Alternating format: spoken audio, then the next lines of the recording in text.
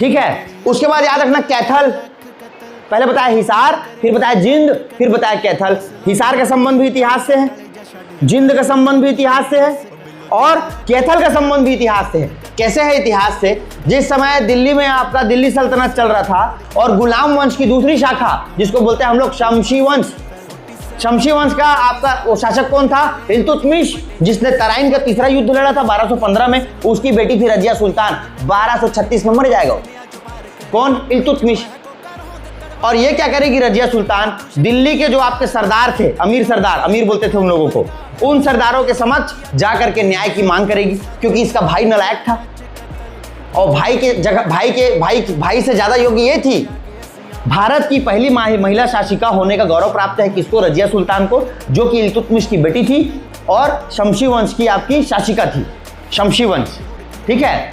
अब देखो ये रानी तो बन गई, प्रशासिका, लेकिन समस्या क्या थी कि वो आपका कौन सा धर्म चल रहा था? मुसलमान धर्म। उस समय मुस्लिम कंट्री में, मतलब मुस्लिम आपके धर्म में महिला को इतना ऊपर कैसे देख सकते थे?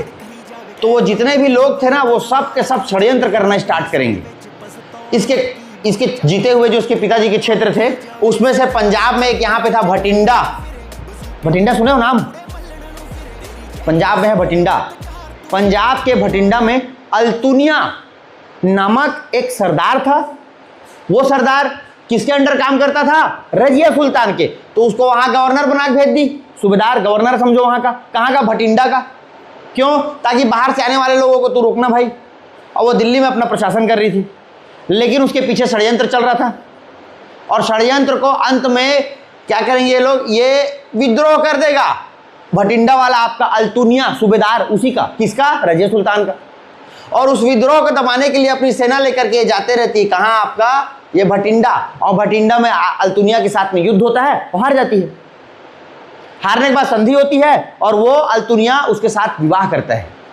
किसके साथ? रजिया सुल्तान के साथ। रजिया सुल्तान के साथ विवाह करेगा और विवाह करके बढ़िया अच्छा सम्राट बनूंगा बोल के दिल्ली जाते रहता है उसके साथ में। लेकिन रास्ते में ये जो कैथल बता रहा हूं ना, इस कैथल के पास पहुंचते हैं वो लोग और इसकी हत्या कर देते हैं। किसकी? रजिया सुल्तान की भी और वो अल्तुनिया की भी। और वहां दिल्ली में सत्ता परिवर्तन हो जाता है तुरंत। 1236 से लेकर के 1240 तक रजिया सुल्तान का शासनकाल रहेगा, मात्र 4 साल तक रहेगा।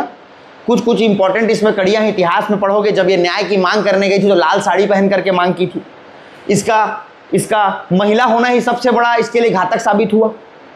और दूसरा क्या, ये एक तो जैसे पुरुष लोग देखना क्या पहनते हैं? टोपी, चोगा,